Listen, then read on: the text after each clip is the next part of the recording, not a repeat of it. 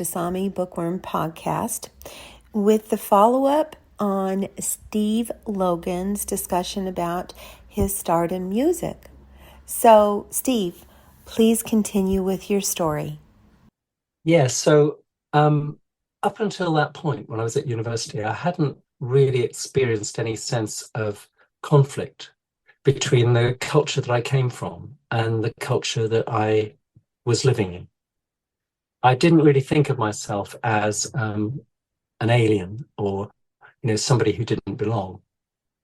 But when I went to university, that feeling started, not in a very conscious way, but one of the consequences of it was that I was trying very hard to learn a lot of stuff, and it was all pretty unfamiliar to me. I did well in my BA exam, and I decided that I'd carry on to do research. And the more of that stuff that I was doing, learning about poetry in English with a focus on the Romantic period and Wordsworth, and I was beginning to get the ideas that I'd express later in a book called Wordsworth and the Death of Poetry, which is about why the majority of people don't care about poetry, or they don't think that they care about poetry unless it's in the form of songs. Although I was getting those ideas, I was feeling that there was a sort of clash between my rock and roll self and this academic world that I was in. So I began to listen overwhelmingly to classical music. Oh. And I listened to it a great deal, virtually all the time that I was studying alone, I'd be listening to it. And because I then became very interested in that, I taught myself to play the flute. Oh my gosh. Again, I never thought that I was that good at playing the flute, but somebody who was in a little, chamber group overheard me one day, and he asked me if I'd like to join it, and I said no, I just don't think I'm good enough. I couldn't sight read music. I just felt that I wouldn't be up to it. But anyway, I reckon that during that period, although I wasn't listening to much of the music that I'd previously been involved in and would subsequently become re-involved in, I was learning a lot. I think I was learning a lot about melody and harmony and what goes together and mood in music. And at the same time, I was studying poetry. So although on the face of it, I wasn't doing anything which looked like what I have subsequently been doing. It wasn't much like being a rock musician who writes songs and puts out albums. But the two elements that are necessary for that, which are, writing melodies and writing lyrics, I was involved in learning how to do both of those things. And then towards the end of that period, when I was doing this academic research, a friend of mine just played me something very unexpectedly one evening. We were around at his place, and he had a tape of a Bob Dylan album called Street Legal. And he put this tape on, and it turned me upside down, because it was such a powerful reminder of what I had been ignoring. So although I'd been listening to music all the time, I hadn't been listening to this music. Although I'd been studying poetry, I hadn't been studying poetry like this. And then Bob Dylan, put these two things together. And, later on, I would find out just how much, Bob Dylan's studied poetry. I mean, he did. And, Bob Dylan, in terms of popular music, Bob Dylan is a scholar. He's published a book, about popular music, which shows that his knowledge of it is immense. But anyway, what I was responding to there was just the passion in it, the passion and the delicacy and the verbal adventurousness and the whole quality of his voice.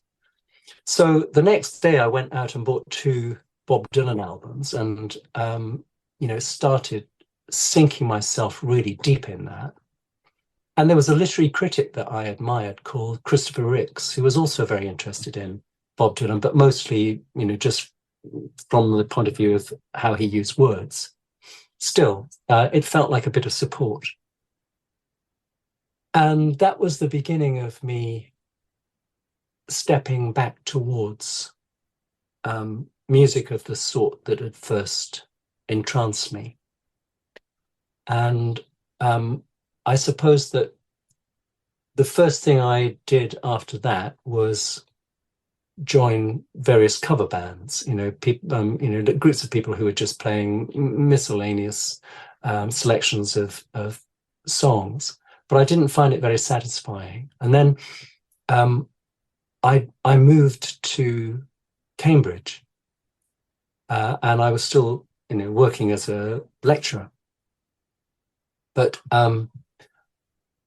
while I was in Cambridge, I formed another one of these bands, and the guy that was in the main guitarist in that band wasn't me. It was a guy called Mark Knowles-Johnson, who owned a music shop. And in fact, I'd got into this band with him because I'd answered an advert in his music shop. And we were always disagreeing about which songs to put in our set. And he kept talking to me about the need to have a definite musical identity as a band. So eventually I said to him, look, I'm really keen on this band called Free, and we've got a couple of their songs already in our set. Why don't we just do their songs? Okay. And I think that idea came partly from a strange thing. I one afternoon I was listening to the radio, and there was a competition on the radio, and the prize if you won this competition, which was just it was some simple question. I can't remember what the question was, but because I knew the answer, I thought, oh, I'll just ring it. So I rang up the number and I gave the answer, and I won. And the prize was not, it wasn't a great prize to me, but the prize was going to see an ABBA tribute band. So because I wasn't too keen on ABBA, I didn't leap at this with great enthusiasm. My wife was a bit keener, so we went. And this ABBA tribute band was called Bjorn Again. And so when me and Mark were talking about doing a band that only had free songs in it, and the tribute scene was just developing then, I said, well, let's call it Free Again. Okay. So we formed that band, and we started to gig, mostly in pubs. But I quickly, I was already getting fed up of playing in pubs because it's a very specialized environment. You do get some pubs where people really love the music and they go for the music, but you get a lot of pubs where people are going for the drink. And, you can end up towards the end of an evening with a fair number of people who are, pretty drunk, who then engage with the band in whatever they think was an appropriate way. It isn't always fun, although it does teach you how to cope with that. Yes. And so I said to him, look, I only want to play decent venues. And I was living in London, and I answered an advert for a singer in a band, which was based in Harlesden. And I went for the audition and I got it. So this band was called Keep the Faith. And it was a post-punk political band. That's to say, it was after the first wave of punk, but very influenced by punk music. And the guy that was in charge of it, Dave Stokes, was a very driven songwriter. So he was always writing songs. And he was the first person known who was driven in that way. And my own practice, which I've had for many years now, of writing every day, was partly was influenced partly by him, just because I saw that although he was working as a teacher and sometimes social worker, he was writing these songs all the time, songs that were almost invariably on, left-wing political ideas. And so I got into the band with him, and we were playing pretty good venues. So he somehow, knew how to get us into a number of venues which had, quite a reputation at the time, like the Red Lion Brentwood we got into, Hammersmith Odeon we got into. We used to play, places in Fulham and, all around London. Sometimes we had to pay to play, which was not a good arrangement. You have to give money to the venue to let you do the gig. They'll always say that it's for something like the PA hire, which is nonsense usually. But anyway, we did that sometimes. One of the first gigs I remember was at a now defunct but wonderful venue called the Rock Garden in Covent Garden in London, where many famous acts have played there. And we were doing all these songs which were about extraordinary subjects. I mean, he wrote a song about the Baader-Meinhof gang. He wrote a song about transgenderism. It was called Not the Billy I Knew. No. And he wrote a song about, he wrote songs about being out of work. He wrote songs about the violence that comes from deprivation. All these really, really unusual kinds of subject matter I was getting from Dave. And we got very positive reaction at the sort of independent music venues. And then I suggested we did a couple of gigs in Cambridge, and we got a very, very different reaction. In one place, I remember the owner coming up to me at the end, and he said, "You'll never play here again." Oh my gosh. Another one was in a pub where there were a load of people who had just been working on a building site in there, and because of the noise on the building site, they had ear defenders. So of course they all put them on, and then one of them scrawled, "You're not welcome here," on a blackboard at the back, that kind of thing. But because of that, we all thought, we must be doing something right, because to get this reaction. Was it soul destroying? So it wasn't soul destroying. It inspired you.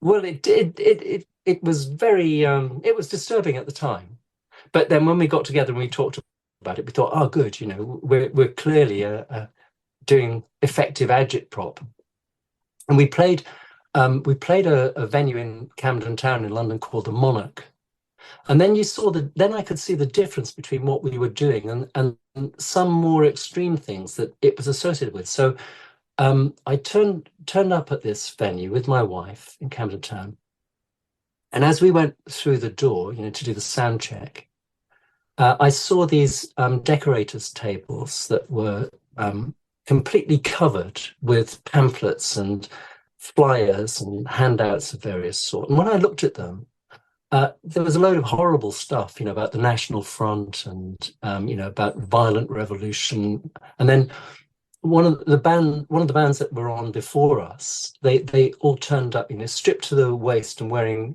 combat jackets and doing this really violent dancing on stage, totally seething with aggression.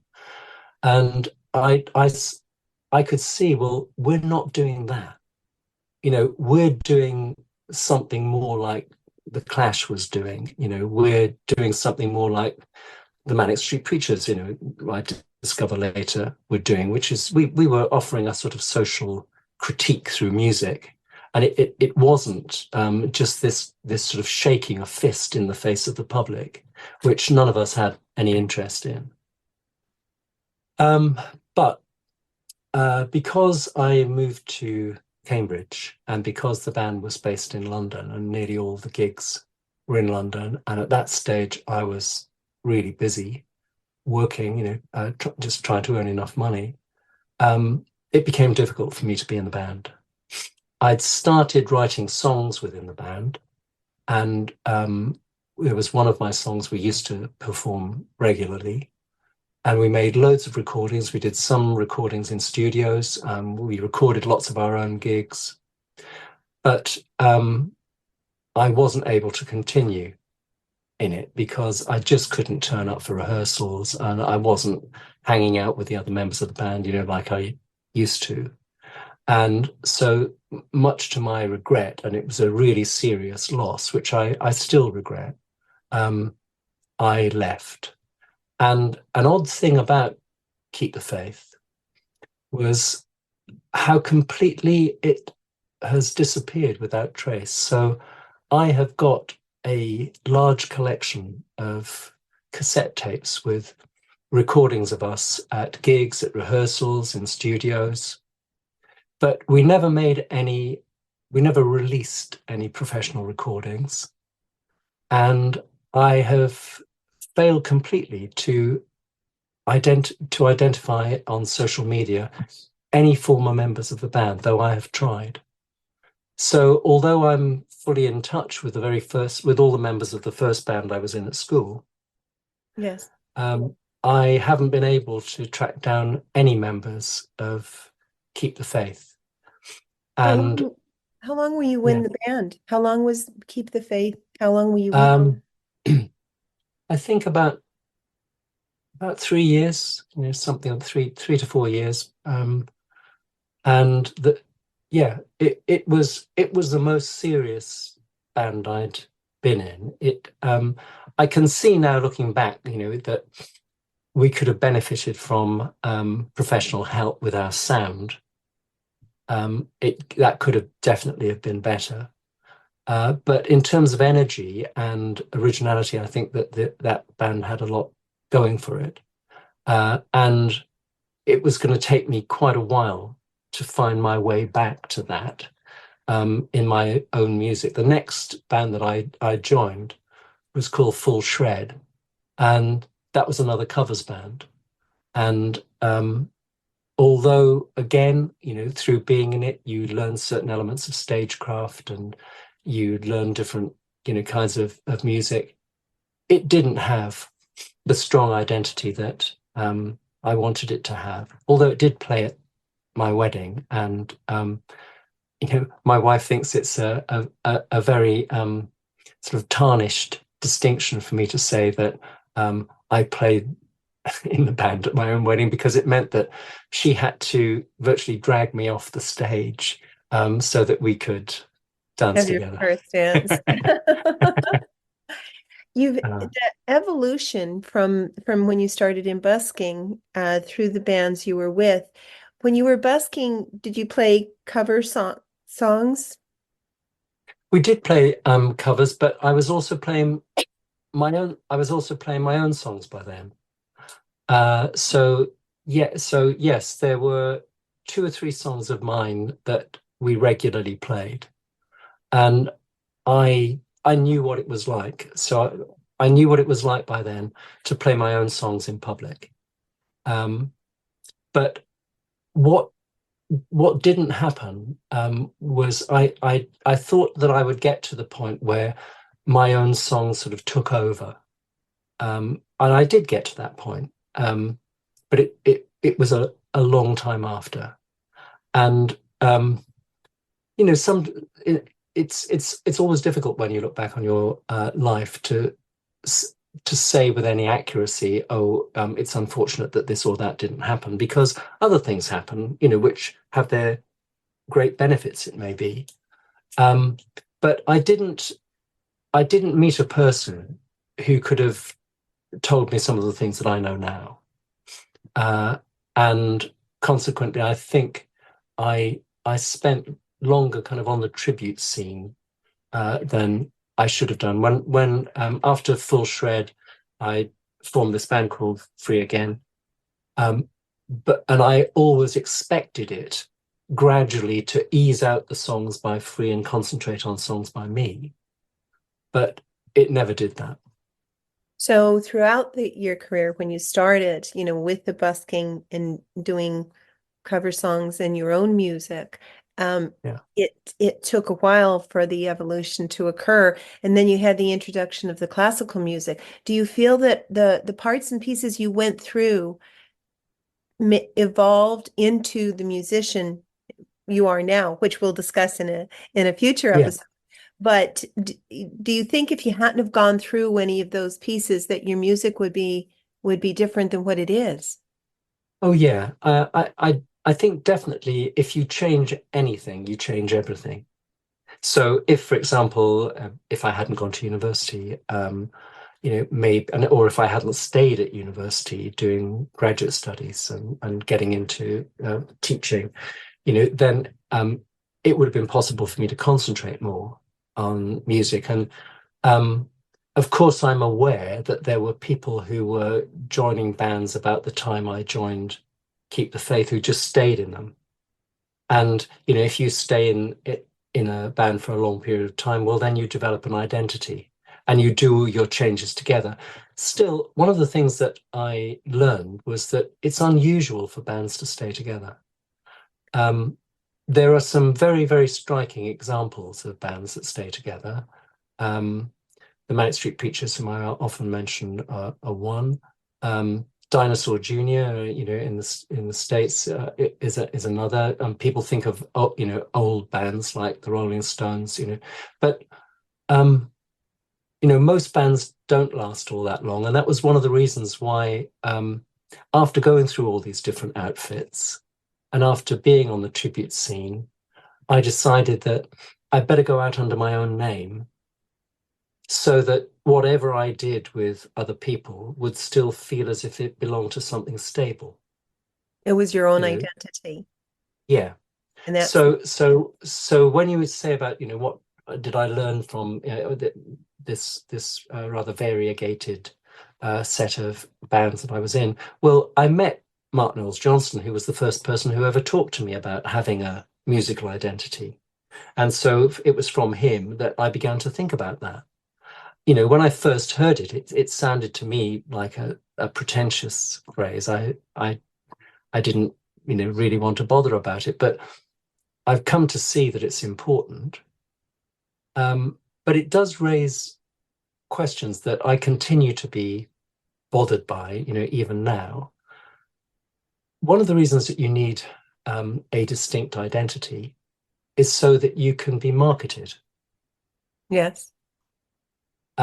And marketing is something that's always bothered me, um, because some marketing is genuine. So what I think of as advertising can be a very straightforward thing. It's just, at its best, advertising is just letting somebody know that here's something they might be interested in.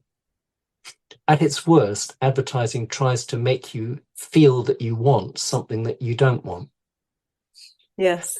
Power Um, persuasion. and there is lots of that style of advertising in the so-called music industry. So in one sense, it's very important to have a musical identity, but in another sense, I don't think it's important at all, because you will develop one if you stay in anything. It's rather like when that guy, when I was, what was it, when I was 16, and he said, oh, it wouldn't fit with your style of guitar playing. And I thought for the first time, oh, I've got a style then, have I? You see, so it comes about like a style of talking, or a style of walking, or a style of anything. It comes about through just doing something. But people in the business think very hard about identities as something that they can modify, refine, clarify, and sell. And then it becomes more problematic. Well, we've covered quite an evolution through the short period of time, and this is the first of several episodes that we're going to have coming up, which I'm very excited about. So, what is, from the earlier part of your life, if you had to give one piece of advice to a musician, who's starting out, what would you say is important to a new musician? Sing from the heart. Oh, that's beautiful. Absolutely. Which is what we'll be listening to in a moment. So this will be the end of the first part of our series. I do wish to thank you, Steve, for sharing it, because I think the musical journey is very, very important. And speaking of the journey, usually we have our ending music, but this podcast will be quite different in that we're going to end it with one of your songs, which will be listed in the credits, and so that everybody will have a taste of your style of music. So thank you, Steve, for sharing it today. I appreciate that. Okay. Thank And you very much, Michèle. I've really enjoyed it. yes, and we've more to cover the next time, which I'm very excited about. So once again, this is Michèle from Jasami Bookworm Podcast, not ending this program, but leading into the introduction of the song Woman, which is coming on shortly. So I will say this, though, as always, we wish you a sunny day, and I wish you a sunny day, Steve. Okay. Thank you, Michèle.